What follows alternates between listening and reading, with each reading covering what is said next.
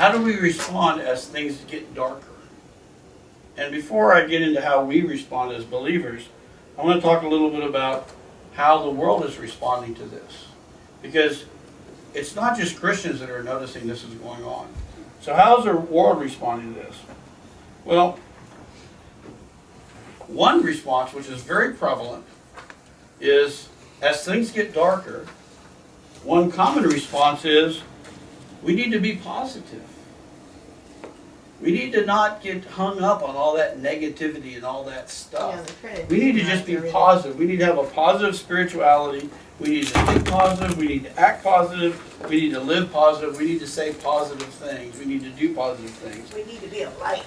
And if we do positive things, then the universe will respond and we will live an abundant life. That's right. We won't save you sick. This is what is happening out there in what I call popular spirituality in our day. Yeah. If you look at popular spirituality today, it's very positive. It's very uplifting. Yeah. It's very light. Light in weight, not light in brightness. So, this message resonates. The reason why it's resonating is because people instinctively know it's getting darker and darker and darker. It's getting negative, more negative and negative and negative. There's chaos everywhere. They can't figure out what's going on. And so one thing that resonates is, let me put myself above all of that stuff. Let me be positive. Let me put myself above that. So if you're a secularist, if you're not religious at all, then one version of this is what I call the create your own destiny version. If you take your life, if you grab onto your life, if you do all the right things that you know are right, if you work really hard, then you can create your own positive destiny. So don't be negative, don't let yourself get pulled down by all of these problems, but be positive, be upright, think good thoughts, work hard, and create your own destiny. And then you're going to become wealthy and healthy. Positive vibes into the universe. Throw positive vibes at the universe.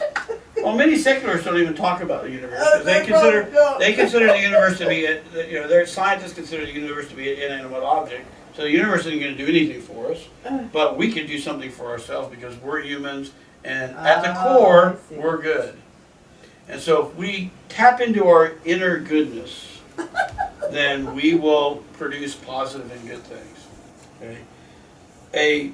The New Agers, they invest in things like The Secret, and they talk about how the law of attraction, how if you do positive things and think positive thoughts and speak positive words, then the universe will reflect those back to you. And if you do it enough, you'll get whatever you want. So if you need a new car, don't save money for it. That's a waste of time. Just start speaking positive thoughts. I'm going to have a new car. It's going to be blue. It's going to be worth $40,000. It's going to have an air conditioner. And just start speaking positive things about your new car. Imagine your new car. Get spiritual about it. Meditate and say, new car. Oh, I want a Mercedes. We've got to have a sunroof. Whatever it might be, but speak positive. Don't say, well, I can't afford it. Don't ever say that. But say, I'm going to have it, and whatever I need to make sure I have that new car will come to me, because the universe will give it to me. In fact, I might just wake up one day with a letter from the universe saying, hey, this is the universe calling. Your new car is out on your driveway and the keys are in it. Now, I'm being absurd, obviously, but if you take to an extreme what these people are teaching in The Secret and The Power and some of these other New Age kind of things, that's literally what they're saying. They're saying that the universe will respond to you being positive about something. So keep being positive, and good things will happen. And not only good things, but the things you want will happen. Now, for Christians, we're not immune to this. So we have, within Christianity, we have a whole slew of people that are into a positive message for the sake of being positive. Whether it be positive confession, or whether it be always smile all the time, even when you're saying sad things. No matter what it is, there is a strain in Christianity that has bought into this. Everything has to be positive. Always say things positive. Never say things negative. Never give a criticism, even if something is bad. Always turn it around and find a positive thing to say about it.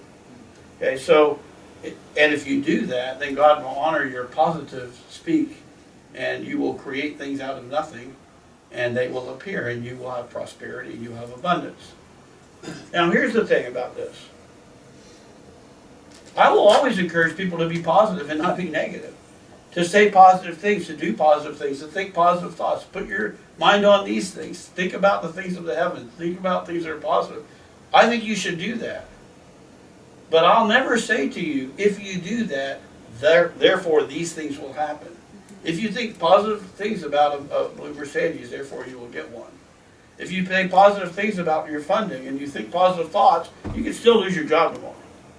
Okay? You can still end up losing your house or losing things. Positive thoughts Is a lie. If the universe is resonating anything, it seems to be more dark and negative than positive. If you look at things critically and think about it, the laws of science says, the laws of entropy says that things move from a higher energy state to a lower energy state, and just to maintain things, you've got to put energy in. Well, that's how they try to make it work. That's how it works. If you just leave something at a steady state, it will decline, and eventually it will run out. The sun is not getting stronger, it's getting weaker. It's not becoming a brighter star, it's becoming a dimmer star.